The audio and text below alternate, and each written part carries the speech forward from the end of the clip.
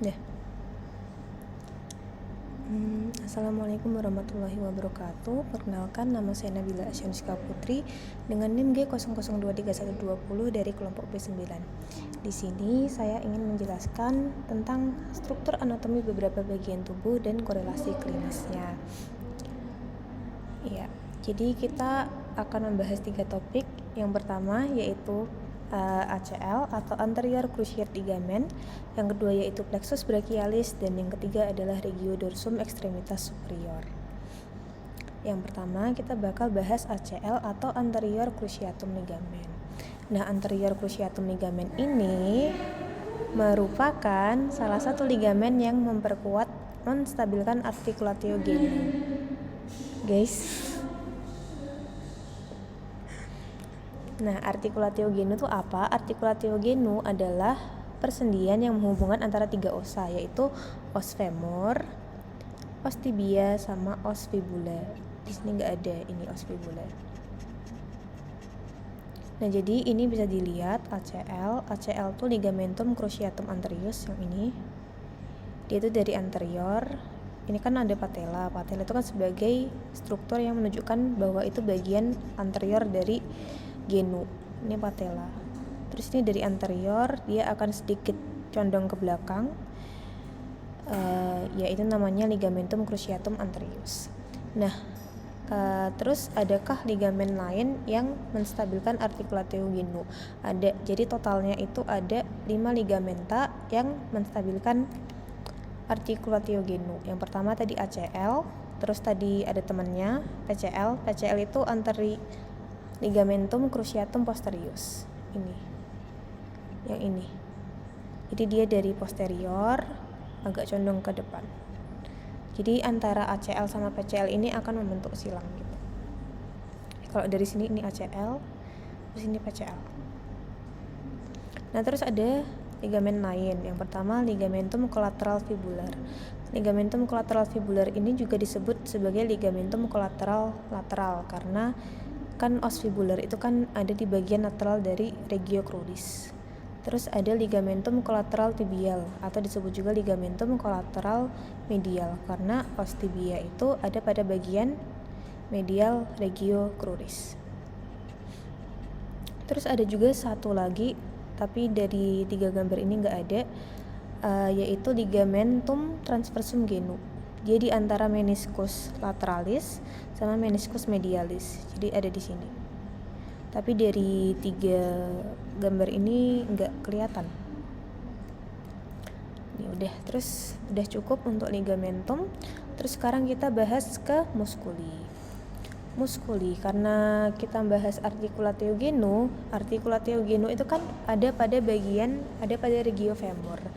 Jadi kita bakal bahas musculus yang ada pada regio femur. Pertama kita bakal bahas yang paling anterior. Yang paling anterior itu ada musculus tensor fasciolata. Mana ya? Ini nggak dinamain. Musculus tensor fasciolata ini yang memanjang ke samping ini. Memanjang. Ini bagian paling lateral dan bagian paling anterior. Terus ada musculus sartorius. Musculus sartorius ini yang paling panjang dari dia itu, fun fact, musculus sartorius itu adalah otot terpanjang yang ada pada tubuh manusia. Dia agak menyilang. Ini musculus sartorius, ini dipotong. Kalau dari preparat ini dipotong sini nih. Ini musculus sartorius. Terus ketika musculus sartorius itu dipotong, ketemulah sama yang namanya musculus quadriceps femoris. Quadriceps femoris itu ada 4 muskuli. Yang pertama musculus rectus femoris. Ini rectus femoris ini dipotong lagi sebentar. Rectus femoris. Apakah di situ? Ini nih. Musculus rectus femoris. Ini dipotong lagi tapi. Nah, kalau misalkan musculus rectus femoris ini dipotong, tepat pada bagian bawahnya itu ada musculus vastus intermedius, tepat di bagian bawahnya. Jadi lebih profunda dibanding rectus femoris. Terus pada bagian lateral itu ada musculus vastus lateralis. Kalau pada bagian medial itu ada musculus vastus medialis. Ini terpotong juga nih vastus medialisnya. Nah terus pada bagian media ini nggak begitu kelihatan kalau dari gambar-gambar ini, tapi intinya bentar dicari dulu. Nih ada ini nih. Ini ada musculus gracilis, ada adductor brevis, ini ada adductor longus, ada adductor magnus nih. Terus ada musculus obturatorius externus, sama ada musculus pectineus. Ini. Terus ada juga regiofemur yang bagian posterior. Yang bagian posterior ini nggak begitu kelihatan dari gambarnya, kayaknya kan udah dipotong-potong. Sebentar, nggak kelihatan. Ya nggak kelihatan. Jadi kalau untuk pada bagian posterior itu kayaknya udah terkenal banget juga yang namanya hamstring muscles. Semua orang kayaknya tahu deh hamstring itu apa. Nah jadi apa sih penyusun hamstring muscles itu? Ada 4. Yang pertama ada musculus biceps femoris caput longum, ada musculus biceps femoris caput brevis, ada musculus semitendinosus, sama ada musculus semimembranosus. Terus kita bakal bahas tendon. Untuk tendo sendiri itu sebenarnya gampang aja untuk penamaannya. Tendo itu kan adalah struktur yang melekatkan otot pada tulang. Jadi tendo itu penamaannya itu ikut otot apa yang melekat gitu. Jadi kalau pada bagian regiogeno itu ada pertama tendo musculus quadriceps femoris. Seperti namanya, dia merupakan tendon yang melekatkan musculus quadriceps femoris ke patella. Terus tendo musculus semitendinosus dilekatkan oleh musculus semitendinosus. Tendo musculus gracilis dilekatkan, ini agak tengah, dilekatkan oleh musculus gracilis, melekatkan musculus gracilis. Terus ada tendo musculus sartorius, itu untuk sartorius. Terus ada tendo musculus semimembranosus dilekatkan oleh melekatkan otot semimembranosus. Sama ini tadi belum ke-mention ada musculus popliteus. Musculus popliteus itu seperti namanya, dia bakal dilekati pada otot oleh tendo musculus popliteus ini. Terus kita sekarang bakal bahas bursa-bursa khas yang ada pada articulatio genu. Sedikit aja. Pertama ada bursa suprapatellaris. Bukan bursa suprapatellan sih, bursa suprapatellaris ini. Terus ada bursa prepatellaris, ada bursa subcutánea infrapatellaris dan bursa infrapatellaris profunda. Dan udah, itu aja. Nggak ada lagi. Sekarang kita bakal bahas vaskularisasi. Nah, untuk vaskularisasinya sendiri kita bakal bahas dari arteri. Arteri untuk ekstremitas inferior itu dari aorta abdominis. Aorta abdominis ini akan bercabang menjadi arteri iliaca communis dan arteri iliaca communis dexter et sinister. Nah, ini kan kita lagi ngelihat yang sinister nih. Yang sinister ini akan bercabang lagi menjadi arteri iliaca interna sama arteri iliaca externa. Nah, untuk yang memvaskularisasi ekstremitas inferior, yang bagian tungkai atas dan tungkai bawah itu adalah arteri iliaca externus. Nah, arteri iliaca externus ini ketika melewati ligamentum inguinalis, itu dia akan berubah namanya menjadi arteri femoralis. Ini arteri femoralis nih. Arteri femoralis ini akan ke bagian profunda, akan ke bagian belakang, dan namanya akan menjadi arteri poplitea. Arteri poplitea ini akan bercabang lagi menjadi 2, menjadi arteri tibialis posterior yang bagian belakang sama arteri tibialis anterior. Terus kalau yang interna itu dia bakal jadi arteri glutea superior, arteri obturatoria, sama arteri glutea inferior. Tapi itu nice to know aja. Terus kalau yang untuk vena, karena vena itu adalah peredaran darah dari tubuh ke jantung, kita bakal bahas vena dari bawah ke atas. Jadi untuk vena sendiri itu dia kan dari bawah. Untuk untuk peredaran darah balik dari ekstremitas inferior itu kebanyakan itu muaranya itu pada vena savena parva. Nah, vena savena parva ini bersama dengan vena yang bagian ekstremitas inferior, bagian profunda itu bakal ngelek dikit. Ini dikat lah. Bentar.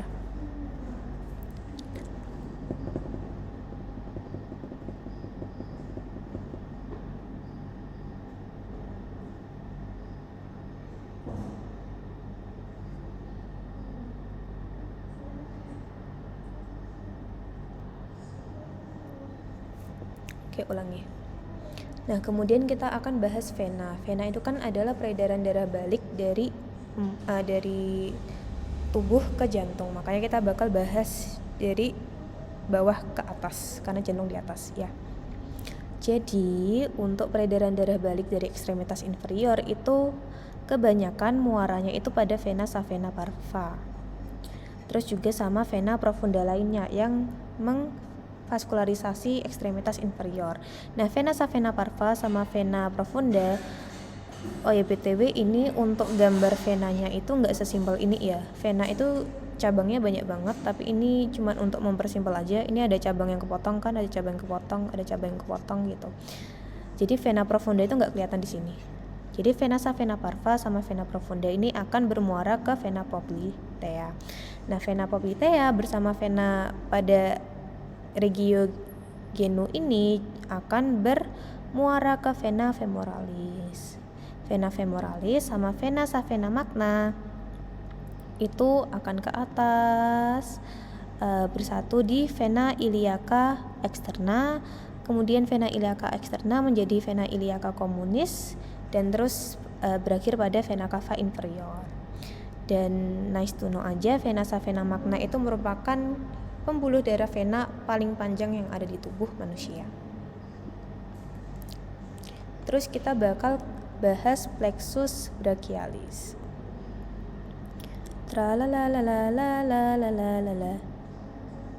Nah, plexus brachialis itu apa? Plexus brachialis itu adalah jaringan saraf yang bertugas mengirim sinyal dari tulang belakang ke area bahu, lengan, dan tangan.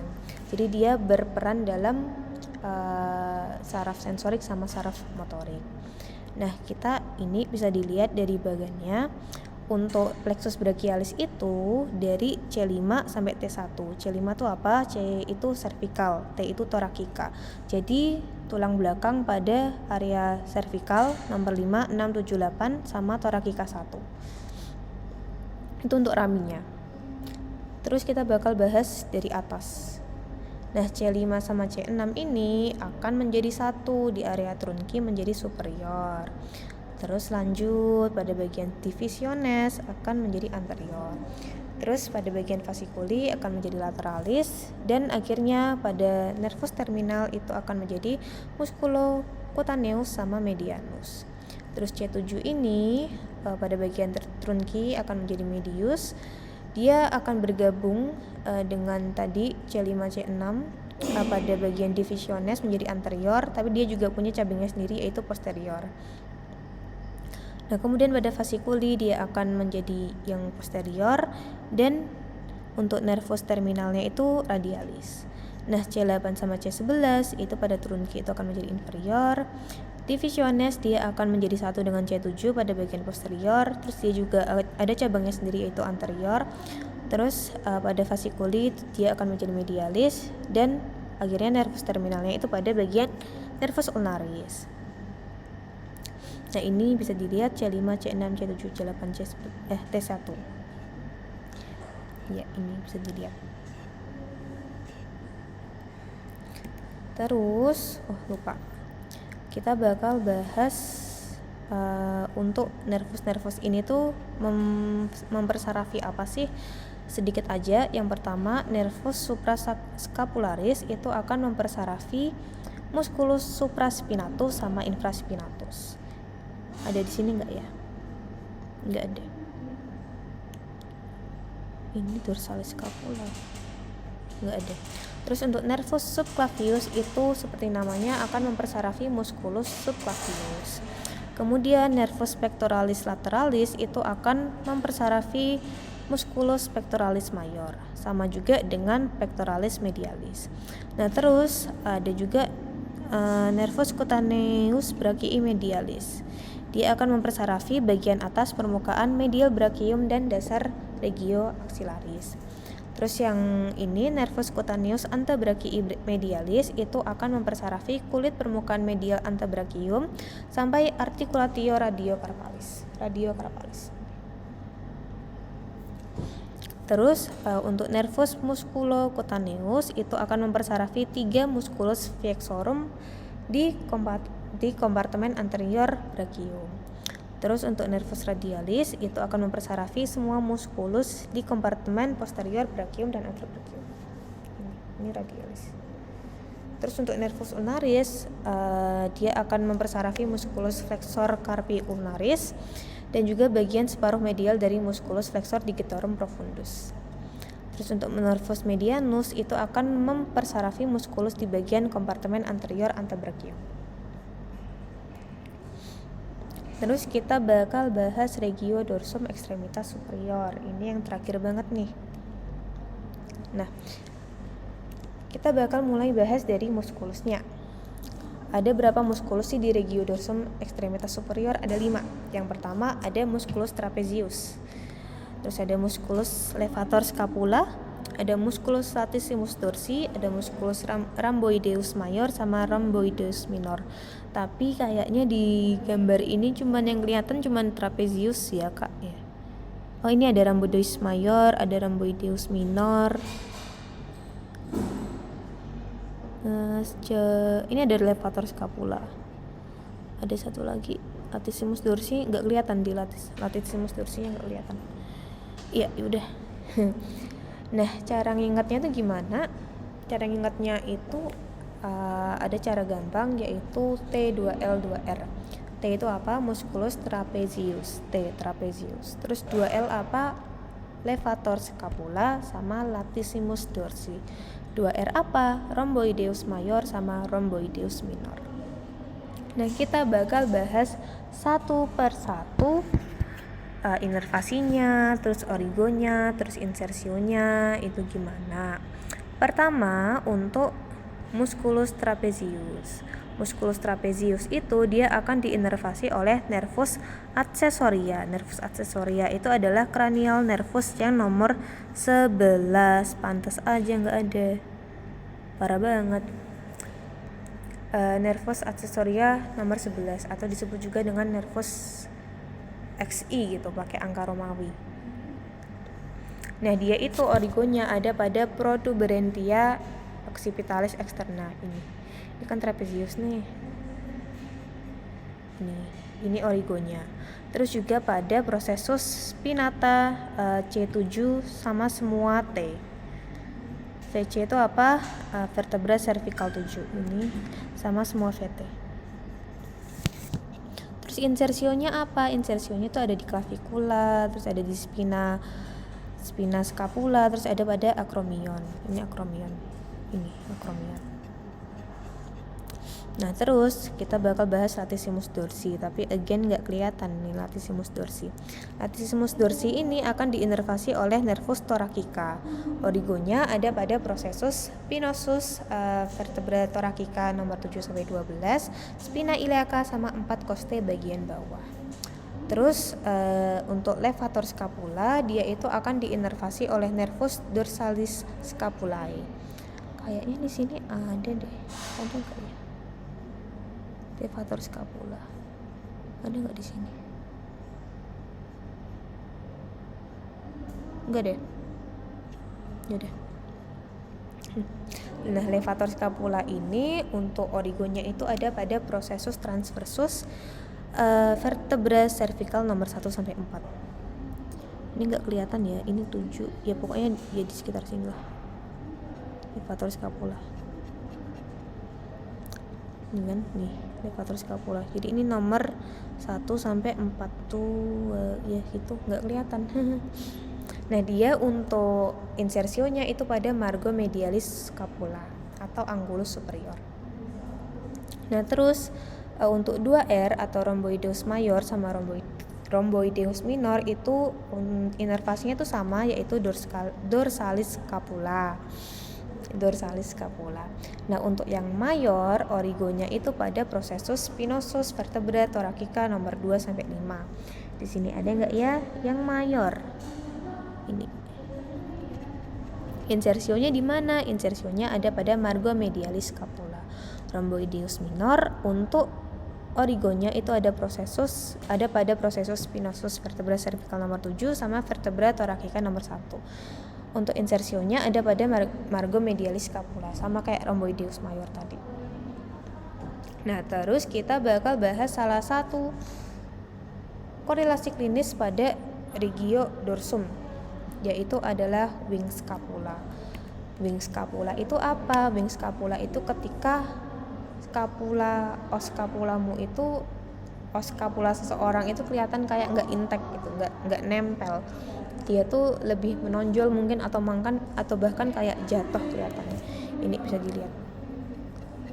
Nah, itu tuh kenapa? Itu tuh karena ada lesi pada nervus thoracicus longus. Nervus thoracicus longus ini bisa dilihat. Maaf menutupi. Nah, nervus thoracicus longus ini tuh apa sih? Dia tuh nervus yang mempersarafi musculus serratus anterior. Musculus serratus anterior inilah yang nanti dia akan semacam menarik scapula supaya dia tuh intact gitu, supaya dia tuh nempel.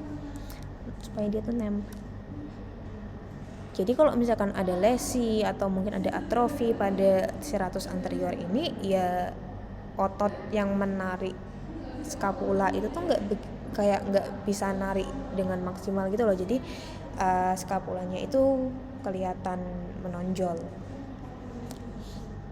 Dan sekian dari saya, kurang lebihnya mohon maaf. Wassalamualaikum warahmatullahi wabarakatuh.